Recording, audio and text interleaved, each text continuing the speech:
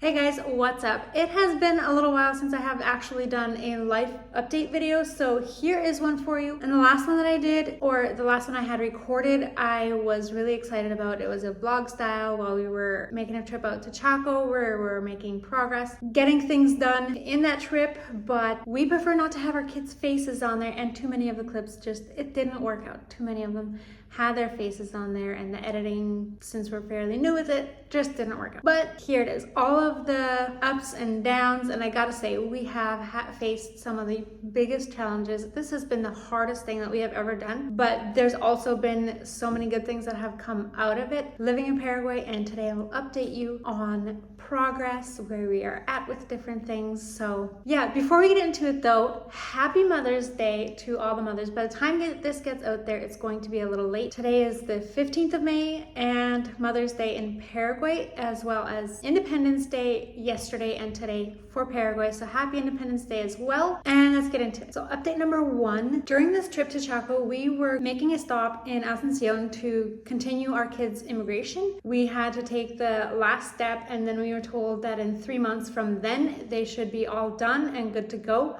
One thing is, they did go the wrong way about making our kids home here. They were supposed to initially be getting a birth certificate copy filled out with all their Canadian information. That's how Paraguay does it, with making offspring of born Paraguayans home here so that they have the right to come back anytime they want. It is one of the only ways that you can get a citizenship in the country that does not have an expiry date. But for the time being, we are going to leave it the way it is. We can go and fix it in the future. It is just going to be a little bit of extra cost. So when we came back from Canada, as some of you will know, we went and made an emergency trip to Canada. When we came back, one of the first things we did is go to Asuncion and check where those documents were at, because we were told 3 months on the dot, and we cannot be late with this. So turns out for our oldest, they hadn't even started hers. And the other two, they also needed some documents for theirs. So we are now 6 months after going to Asuncion, 7 months later. We are still waiting for our kids' documents. I mean, it doesn't really hinder us at all because we don't plan on leaving Paraguay. We can still just continue on with our life. It's just simply their documents are not finished yet. So I don't know if I threw this in the last update. I don't even remember exactly what I'll put in there, but the vehicle we had imported from Canada, we did end up getting to trade that for a Toyota Hilux, which is the other reason that we were going to Chaco, since we needed to go to Asuncion anyway, and we had friends and relatives in Chaco. We figured we could go make it a trip, go visit. There was supposedly a buyer there, and he was really interested in stuff, but he ended up backing out of the purchase. I think it was just simply he wanted it, but he really couldn't afford it, and he knew that. So we ended up coming back with it. We were going to otherwise take a bus back to this area. And then later, after we came back from Canada, we ended up trading it to someone else that had come out here from Chaco. We were able to trade it for a Toyota Noah van, which is going to be great when it comes to distributing our products throughout our area and hopefully one day throughout the entire country. So yeah, that has been making progress slowly, and we are getting more into place and set up to keep moving and really building up. One of the comments I've had is asking, what do we do here for a living? How do we earn money here? Well, we have our own company, is Weeb Enterprises EAS, and we are an import-export company. We are just getting started still, but we now do have everything lined up that we can both import and export foods, as well as handle agriculture and seed. The reason we need the agriculture and seed certification is for our sunflower roasting, which is now joined with the company. We have combined companies with someone else, and so now we have associates on the side, which has been a huge blessing because their knowledge in Spanish has been so helpful. We certainly couldn't have done it on our own without hiring it out, and that would just be a whole lot extra. So we are now also waiting for our first shipment in sunflower, which should be coming in by the end of June, and then hopefully providing some better option for the people around here. Mennonites are huge sunflower consumers, so we're really expecting that to take off quite well. Another part of what the associate brought in is a small little retail store, which is actually where half of our income now generates from, or the company's income. It is like the size of a small convenience store, but it offers all of the basic grocery needs that we use. It's enough for us to go do like all of our shopping there. So that is where a lot of it generates from, and we are still barely cutting it. Like, it's barely enough for us to get by now, but we're really hoping in the next month and a half, 2 months, that we can ramp up business and start at least getting some sort of a consistent flow. Another advantage is 2 of the associates also have construction companies. So the original owner of these other 2, or this other company that we put into ours, we have all of his children now in that as well. They're just kind of like the silent shareholders, but 2 of them also have construction companies. So we are going to help them get better materials in for their building. One of them primarily builds for Germans, so they have quite their standards. We are looking into what we can do to bring in products for them to be able to meet their building standards better and efficiently. When we were about to come back from Canada, the only one of our kids that was kind of pulling back a little bit, like she was making it clear she wanted to stay there because that's where she was really comfortable. I mean, not that she's not comfortable here, but it's just that was more familiar and she knew the language, and she really kind of, I've mentioned this before, she is the one who has had the toughest time with adjusting to the language. She got really upset last year, early in the year, when I would try to speak German to her, just a couple words at a time, just throw them in here and there. She would literally scream at me to speak English because she knew I spoke English and she wanted to understand me. And it was frustrating for her that I guess now I was talking to her in a language she couldn't understand when we both spoke one same language. But she was all like, I'm gonna stay with grandma, I'm gonna live at my cousin's house then and then. But we had to get up at like 1:30 in the morning to leave for the airport, and as soon as she was awake, she knew what was happening. We had told her the night before, like she knew when we were leaving, and she was by my side when she woke up in the morning holding my hand. Maybe also our kind of a crazy trip to Canada had a little bit to do with that.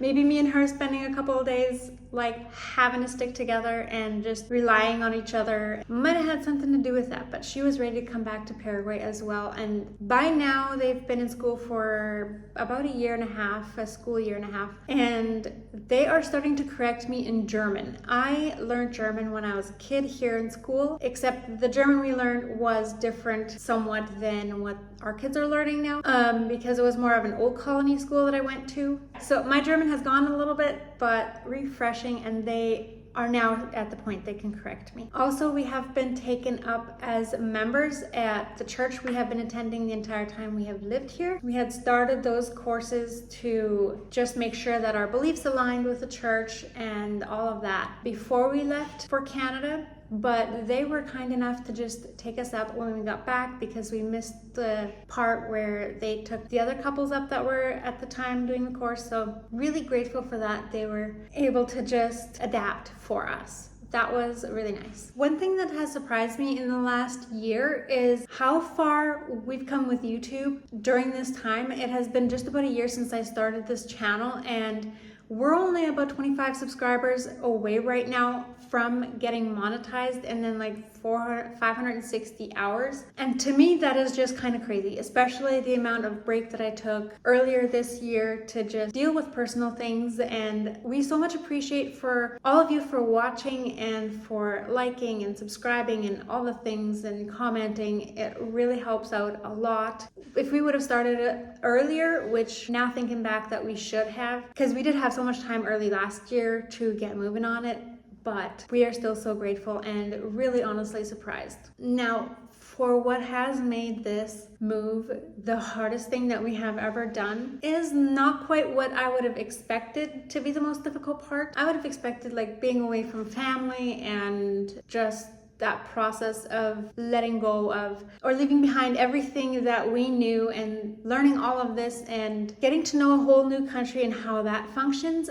but that hasn't actually been the case. And I think, well, the hardest part has been that we had some things in Canada that were undealt with. Like we had people looking after them and people who knew how to look after it better than us, and we had given it over. We entrusted them, we ourselves, to have, if we would have stayed and made sure first these things gotten taken care of. Like, it would have still just been in the background. These were not things that we needed to be actively involved in. We couldn't have done more than what we can do from here, and that is selling our land that we do still have. We actually did have someone who was going to be purchasing right before we left. Like, when we were packing our container and setting up shipping and all of that and buying our tickets, and my husband had already quit his trucking job, we had a buyer for the land, but then they backed out later. It was actually already past their due diligence clause. They just wanted to look into one thing with the town, and they decided to walk past that and then later take care of that. So technically they'd be obligated to this day still to purchase it, but we just don't feel like dealing with that because that means lawyers and all of that, and that has set us back so terribly much.